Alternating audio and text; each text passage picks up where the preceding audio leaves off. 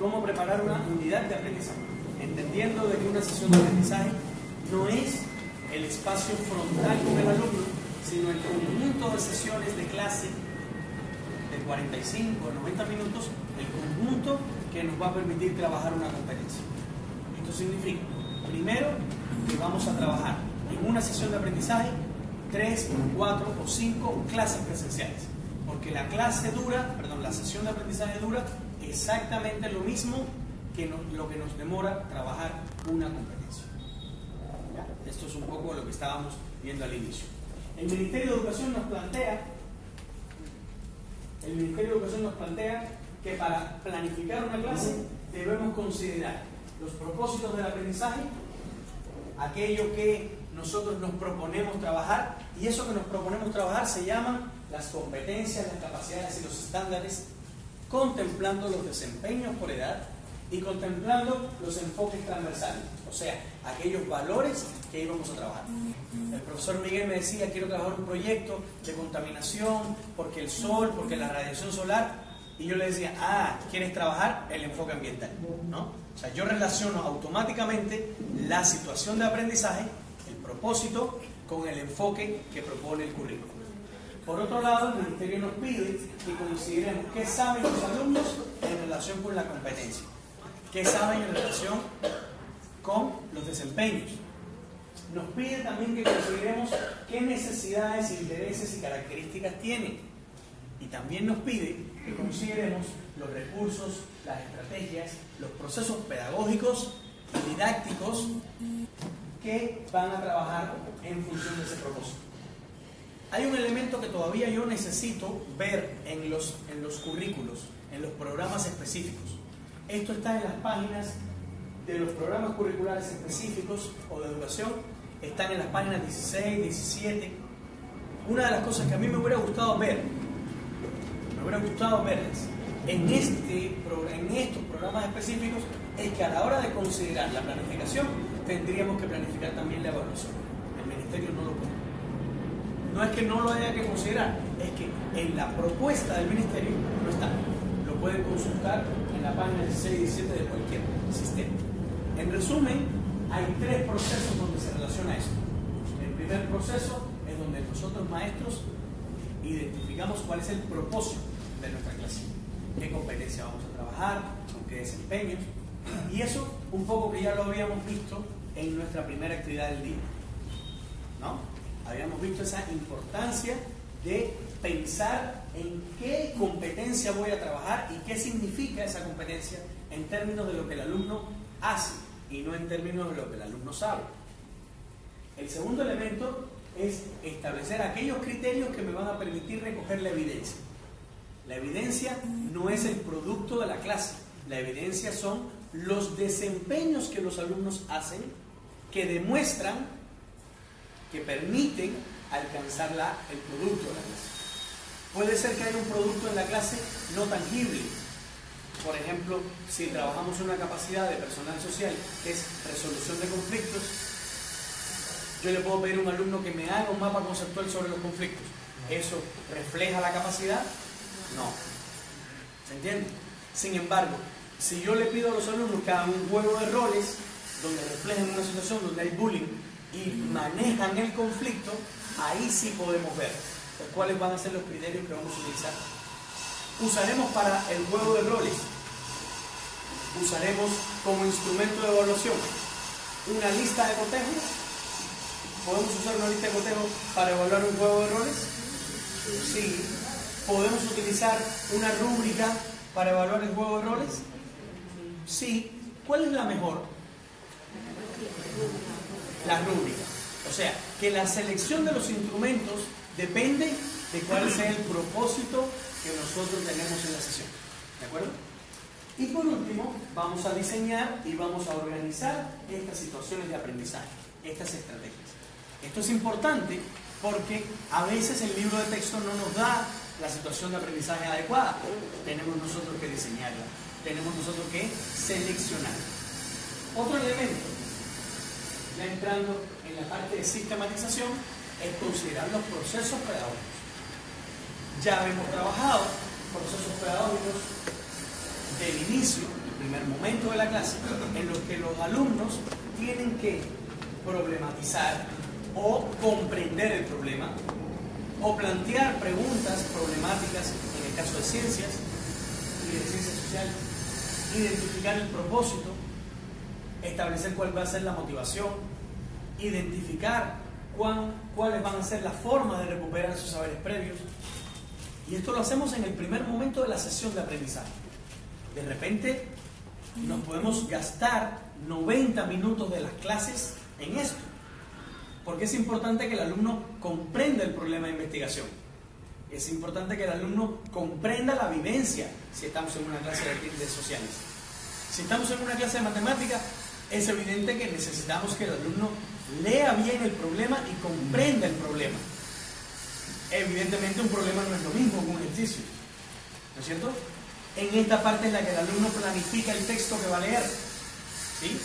O sea, planifica el texto que va a escribir, o hace una primera actividad antes de la lectura, ¿sí? O sea, esta clase, este primer momento de la sesión de aprendizaje puede durar básicamente 90 minutos.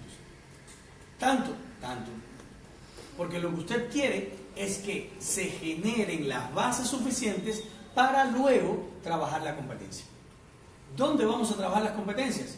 En el proceso de la clase. En el proceso. Pero solo en el proceso, no. En el proceso y el cierre. Porque el desempeño, el desarrollo y el cierre del proyecto, de la sesión de aprendizaje o del proyecto, son los momentos en que el alumno gestiona y acompaña, es el momento en que el alumno hace las actividades y usted como maestro gestiona esas actividades. Les pide que las hagan, pero solamente que las hagan, no. Este es el momento donde usted también acompaña al alumno, al que tiene mayor dificultad, con mayor frecuencia, y al que tiene menor dificultad, con menor frecuencia. ¿Y en qué momento evaluamos? ¿En el cierre de la clase? No. La evaluación va de la mano con la sesión. Si usted está pensando en un proyecto de clase en el que usted primero enseña, se cierra la clase y luego usted le da una práctica calificada al alumno, hay una ruptura ahí que no es orgánica. La calificación, las notas, la evaluación tienen que ser junto con el proceso del aprendizaje. Todo de la mano. Esa lógica te dice que primero no gestionamos y luego evaluamos, sino que gestionamos y evaluamos de forma orgánica.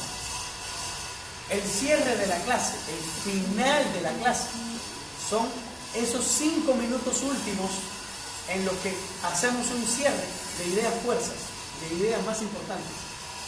El cierre no debe durar más de 10 minutos, porque lo importante de un proceso de aprendizaje es el problema que le planteamos al inicio y el conjunto de actividades secuenciadas que seguimos para lograr nuestros desempeños. En resumen, a la hora de gestionar y acompañar el logro de los aprendizajes de los estudiantes, vamos a seguir con unos 3 pasos.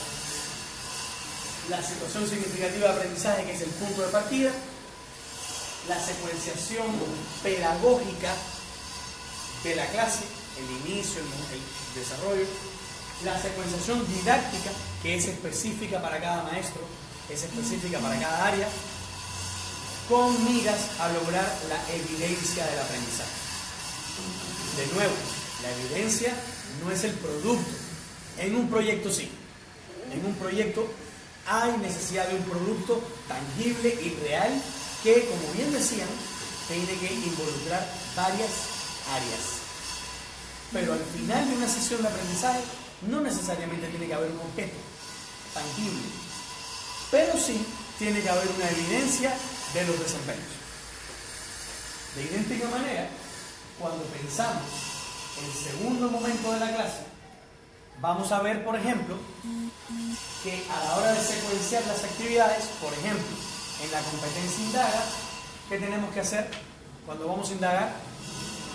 Problematizar, plantear hipótesis, ¿no? Son los procesos que van secuencialmente desde el punto de vista didáctico organizándome el logro de la evidencia en la competencia indaga mediante métodos científicos. Otro ejemplo, si vamos a trabajar la competencia, escribe diversos tipos de texto, la evidencia tiene que guardar relación con la competencia, ¿sí o no? Por ejemplo, un texto escrito en español, un poema. Entonces, la secuencia didáctica que yo haga, voy a planificar el texto, el poema. Luego voy a escribir el poema. Luego voy a revisar mi poema, revisar mi rima, revisar la ortografía, revisar los conectores, revisar el proceso de escritura del poema. Y finalmente lo voy a publicar. ¿Cómo podemos relacionar esto con las nuevas tecnologías? El primer día del curso, ábranle a todos sus alumnos un blog. Utilicen la herramienta Blogger. Y cuando terminemos de escribir el poema, publíquenlo en blog.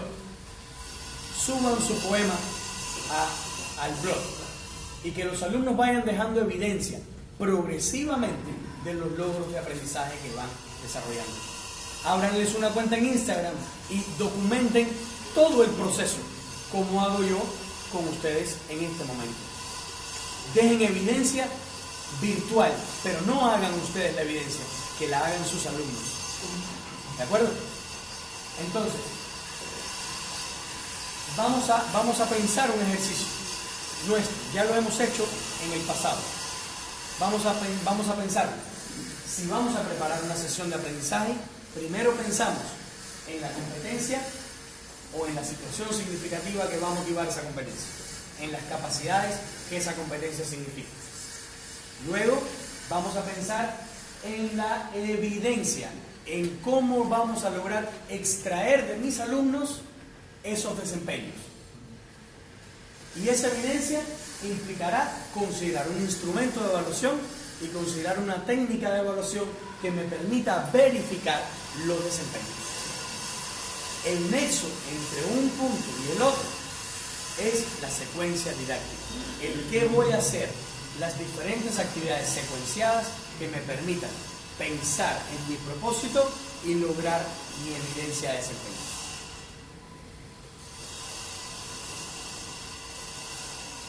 Una de las tareas que me gustaría que hagamos es revisar, siguiendo esta misma lógica, una sesión de aprendizaje. Lo vamos a hacer mañana.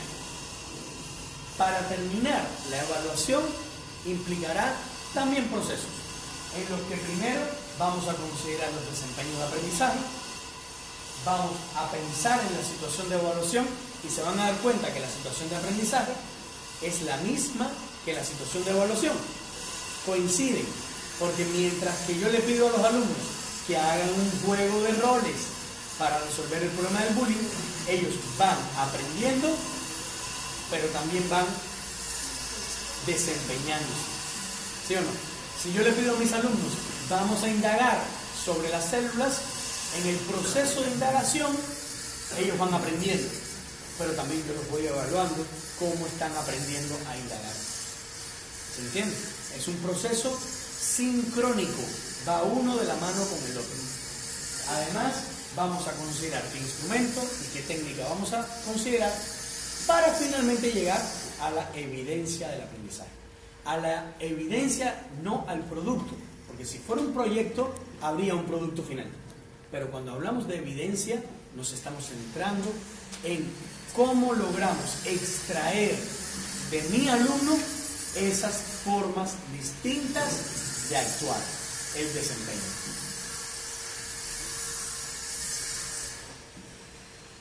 Esto lo vamos a hacer mañana, vamos a diseñar nuestra prueba de diagnóstico. Esto es, para todos los profesores que están viendo esto a nivel de mi país y del Perú, esta sesión o esta diapositiva va a estar colgada en SlideShare. Igual pueden hacer preguntas en los comentarios y darles me gusta y compartirlo. Se supone que esto es un proceso de cambio para todos. Muchas gracias.